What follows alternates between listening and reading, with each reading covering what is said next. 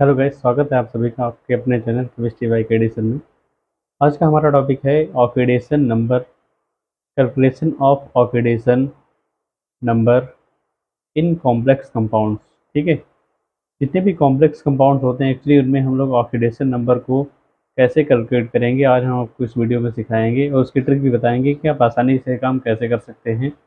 Actually 12th board में एक chapter है कोऑर्डिनेशन कंपाउंड। उसमें बहुत सारी ऐसी जगह हैं जैसे आईयूपीएसी नेम लिखना या किसी कंपाउंड का हाइब्रिडेशन वगैरह फाइंड करना। इन सारी जगहों पर ऑक्सीडेशन नंबर का बहुत ज़्यादा यूज़ है। तो देखिए, सबसे पहले हम जानते हैं कि ऑक्सीडेशन नंबर होता क्या है एक्चुअली वास्तव में। ठीक है, एक टर्म आपने सीखा होगा 9th 10th में, आपने वैलेंसी सीखी होगी। वैलेंसी हमें कैसे बताई जाती है, जैसे कि हमें ऑक्सीजन दिया गया भैया और इसका एटॉमिक नंबर कितना होता है, 8 होता है। ठीक है, तो इसको हम लिखते हैं 2,6 और उसके बाद हमें बताया जाता है कि जो 6 है इसको अपना ऑक्टेट पूरा करने के लिए 2 इलेक्ट्रॉन किसी से लेने पड़ रहे हैं। कि जितने इलेक्ट्रॉन यहाँ पे ले रहा होता है ना, उसी पे माइनस चार्ज लगा दिया जाता है। अगर ये उधार ले रहा है किसी से तो उस पर माइनस लगाया जाता है और इसकी जो -2 होती है ना, ये जो चार्ज यहाँ पे लग गया, अगर यहाँ पे इस चार्ज का यूज़ ना किया जाए, इसको केवल 2 लिखा जाए, तो इसकी ये जो 2 है वो वैलेंसी हो जाएगी। लेकिन अगर हम लोग यहाँ पे चार्ज का यूज़ कर रहे हैं एक्चुअली, तो उसी को हम लोग क्या बोलते हैं, ऑक्सीडेशन नंबर। हाँ, फिर से मेरी बात समझ लीजिए कि वैलेंसी और ऑक्सीडेशन नंबर में मेनली बस इतने डिफरेंस होता है कि जो वैलेंसी होती है उस पर कोई भी चार्ज नहीं होता है, लेकिन जो ऑक्सीडेशन नंबर होता है उस पर प्लस और माइनस का चार्ज पाया जाता है। एग्जाम्पल के लिए मैं एक और एग्जाम्पल देता हूँ आपको। जैसे कि सोडियम है हमारा, सोडियम का एटॉमिक नंबर 11 होता है। इसको अगर हम लिखे भैया तो 2, 2, 8 और 1 आएगा।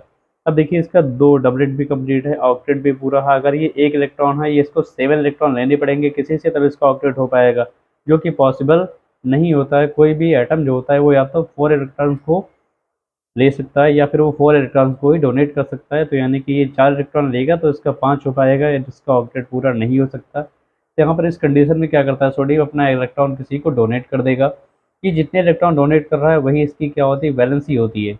अब ये अगर डोनेट कर रहा है तो भैया ये कर्जे में नहीं, ये किसी को कर्जा दे रहा है ना, तो ये प्लस में हो जाएगा।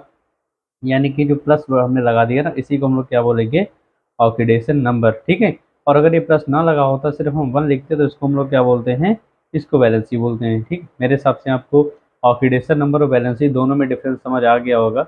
अब आगे बढ़ते हैं, हम लोग एक एग्जांपल देखते हैं। और एग्जांपल है हमारे पास KMnO4। इस कंपाउंड का नाम होता है पोटेशियम पर मैग्नेट। क्या नाम है इसका, पोटेशियम पर मैग्नेट। एक्चुअली देखिए, यहाँ पर के पे कितना चार्ज होता है, +1। के पे +1 होता है, ये मुझे याद है, आप करके देख लीजिएगा। एक्चुअली 19 होता है पोटेशियम का, तो उसका 2, 8, 8 और 1 आएगा। ये अपना 1 इलेक्ट्रॉन डोनेट कर देगा, जिस वजह से इस पर कितना हो जाएगा, +1। ओ पे चार्ज कितना होता है, -2। ठीक है, ये भी अभी मैंने करके दिखाया था। एक्चुअली अगर हमें Mn का चार्ज फाइंड करना है तो उसको हम लोग x मान लें। क्या मानते हैं भैया, x ऐसे करना होता है एक्चुअली ऑक्सीडेशन नंबर को। तो सबसे पहले K पे कितना चार्ज था हमारा, +1। Mn को हमने x लिख लिया और प्लस में O पे हमारे पास कितना है, 4 ऑक्सीजन है, एक ऑक्सीजन -2 कंटेन कर रहा है। इक्वल टू में क्या लिखेंगे, 0। ये हमारी इक्वेशन बन गई, इसको हम सॉल्व करेंगे।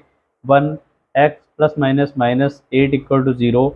x इक्वल टू क्या आएगा, 8, ये उधर जाएगा, हमारा 1 माइनस में हो जाएगा, यानी कि हमारा x की वैल्यू कितनी आएगी, 7 आ जाएगी। ठीक है, तो भैया यहाँ पर जो हमारा Mn है, इस पर कितना चार्ज हो गया, प्लस का 7 हो गया। तो एक्चुअली किसी भी कंपाउंड में, जैसे कि पूरा कंपाउंड लिखा है KMnO4, किसी भी कंपाउंड में जो एटम्स होते हैं KMnO4, तो यहाँ पर जैसे 3 एटम्स हैं, पोटेशियम, मैग्नीज और ऑक्सीजन। किसी भी कंपाउंड में अलग अलग एटम्स पे जो पॉजिटिव निगेटिव चार्जेस होते हैं, एक्चुअली उन्हीं को हम लोग क्या बोलते हैं, ऑक्सीडेशन नंबर बोलते हैं। ये तो एक बेसिक था एक्चुअली, ये एक सिंपल कंपाउंड है। एक्चुअली यही काम हम लोग करेंगे कॉम्प्लेक्स कंपाउंड के साथ।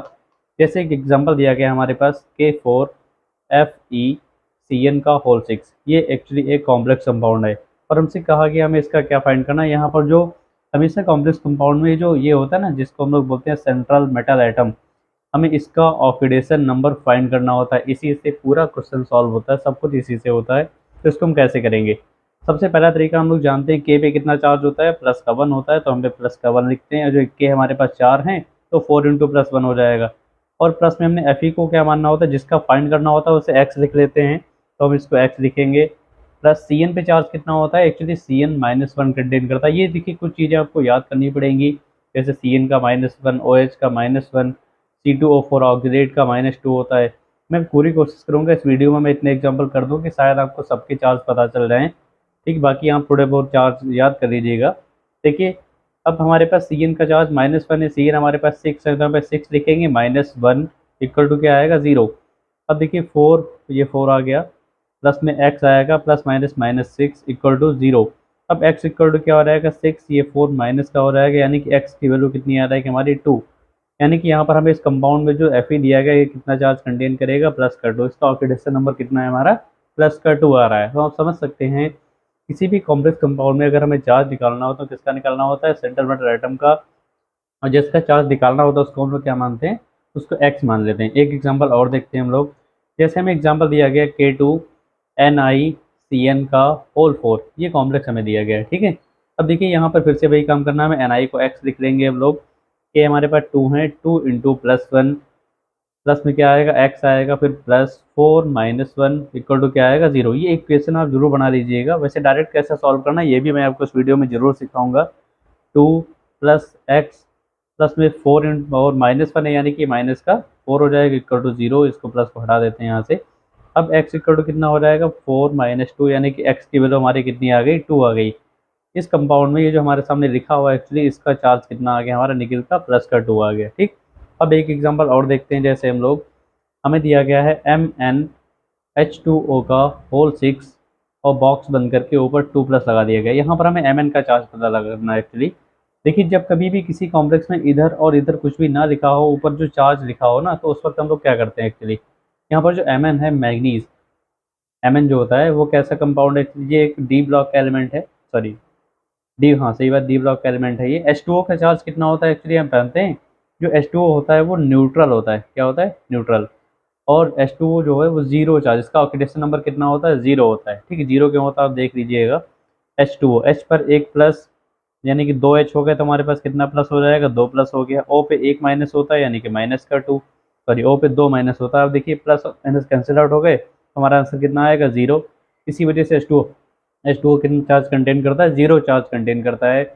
ऐसी कंडीशन में जहाँ पर कोई न्यूट्रल लिगेंड जुड़ा हो किसी भी मेटल से, तो उस वक्त हम लोग क्या करेंगे, जो ऊपर चार्ज लिखा होता है वही उस वाले मेटल का चार्ज हो जाएगा। फिर से आप मेरी बात सुनिए, अगर कभी किसी मेटल के साथ कोई न्यूट्रल लिगेंड अटैच है तो उस वक्त बॉक्स के बाहर जो चार्ज लिखा होगा वही उसका एक्चुअल ऑक्सीडेशन नंबर हो जाएगा। बस इसमें हमें कुछ करना ही नहीं है, आसानी से हम लोग कैलकुलेट कर सकते हैं। आगे बढ़ते हैं हम लोग।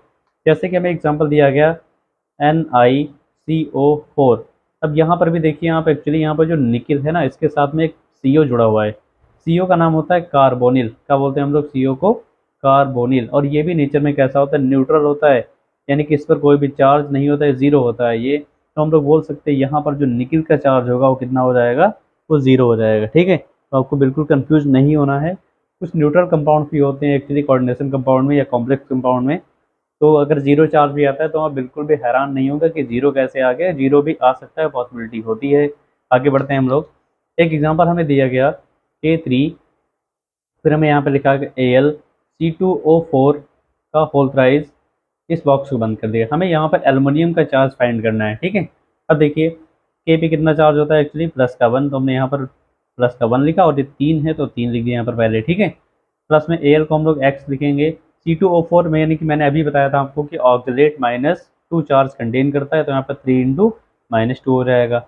अब इक्वल टू 0 आएगा, इसको हम सॉल्व करेंगे तो यहाँ पर 3 आएगा, plus x -6 equal to 0। x equal to हमारा कितना आएगा एक्चुअली, ये उधर जाएगा तो प्लस में हो जाएगा 6 - 3।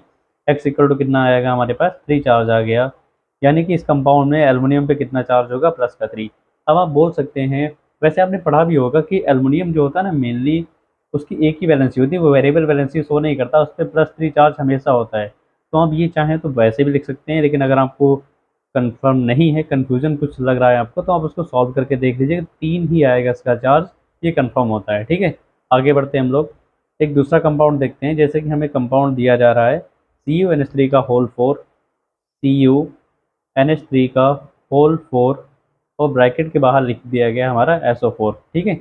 अब देखिए इसका चार्ज निकालना है कॉपर का एक्चुअली, तो हम लोग कॉपर को X लिखेंगे, प्लस में NH3 4, और NH3 पे चार्ज एक्चुअली 0 होता है, तो इसका कोई मतलब नहीं है, आप इसको बिल्कुल हटा भी सकते हैं, कोई दिक्कत नहीं है। प्लस में हमारा SO4 आएगा, SO4 -2 चार्ज कंटेन करता है, इक्वल टू 0 हो जाएगा। इसको हटा देते हैं, कोई मतलब नहीं है। प्लस माइनस -2 लिखेंगे, इक्वल टू आएगा 0। ये इक्वल टू के उधर जाएगा, तो हमारा x इक्वल टू कितना हो जाएगा, +2।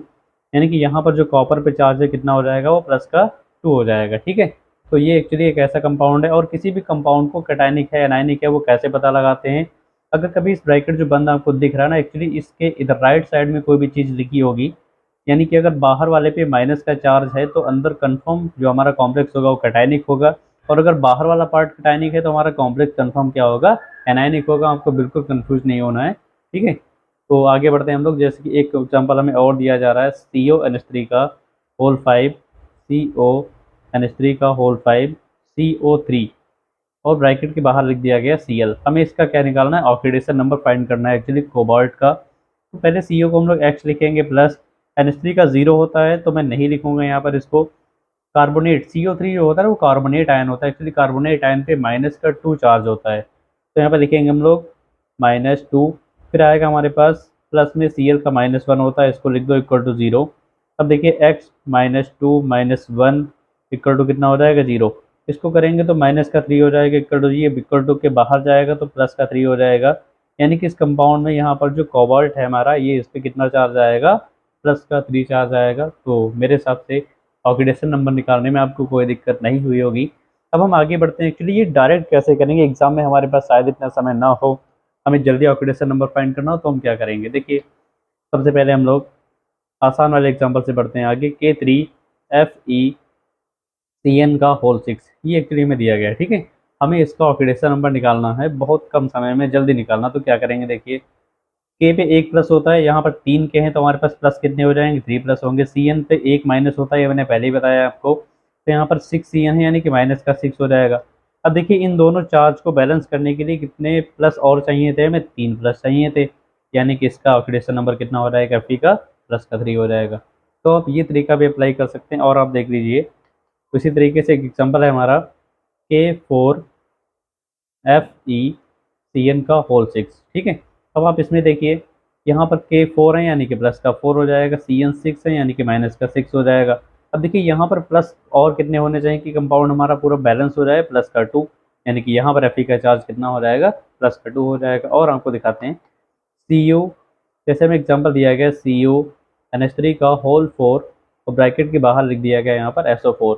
इसमें हमें चार्ज को निकालना है एक्चुअली। देखिए कॉपर में NH3 पे 0 होता है, SO4 पे माइनस का 2 चार्ज होता है क्योंकि ये सल्फेट आयन होता है एक्चुअली। तो भैया यहाँ पर अगर माइनस का 2 चार्ज है तो प्लस भी कितने होने चाहिए, 2, यानी कि कॉपर का चार्ज कितना हो जाएगा, प्लस का 2 हो जाएगा। ठीक है, और आगे बढ़ सकते हैं, आप किसी भी कंपाउंड का चार्ज निकाल सकते हैं, बिल्कुल भी आपको टेंशन नहीं लेनी है, आप डायरेक्ट कर सकते हैं। ठीक, बस आप पढ़ते रहिए। C2O4 का होता है, ये एग्जाम्पल आपको दिया गया। देखिए K पे चार्ज कितना होता है, प्लस का 3, तो यानी कि बाहर प्लस का 3 हो जाएगा। तो K पे प्लस का 1 होता है, मतलब 3 K हैं तो प्लस 3 हो जाएगा। ये C2O4 जिसका नाम होता है ऑक्सलेट आयन, जो -2 चार्ज कंटेन करता है, तो यहाँ पर -2 × 3 कितना हो जाएगा, माइनस का 6 हो जाएगा। अभी भी आप देख रहे होंगे कि अगर प्लस 3 चार्ज और होता तो प्लस माइनस दोनों बैलेंस हो जाते, यानी कि इसका जो ऑक्सीडेशन नंबर है वो कितना हो जाएगा, प्लस का 3 हो जाएगा। तो आज के इस वीडियो में मैंने आपको ये बताया कि किसी भी कॉम्प्लेक्स में हम लोग कैसे उसका ऑक्सीडेशन नंबर फाइंड कर सकते हैं, और हमने ये सीखा कि ऑक्सीडेशन नंबर और coordination number, sorry oxidation number और वैलेंसी में डिफरेंस क्या होता है। ठीक है, देखिए ऑक्सीडेशन नंबर और वैलेंसी में डिफरेंस मेनली ये होता है कि अगर चार्ज होता है किसी भी मेटल पे, चार्ज जो होता है ना किसी पॉजिटिव निगेटिव जो लगाया जाता है, वो हमारे सबके सब ऑक्सीडेशन नंबर होते हैं, और अगर चार्ज को ना लगाया जाए तो सबके सब क्या होते हैं भैया हमारे, वो वैलेंसी हो जाती है। ठीक।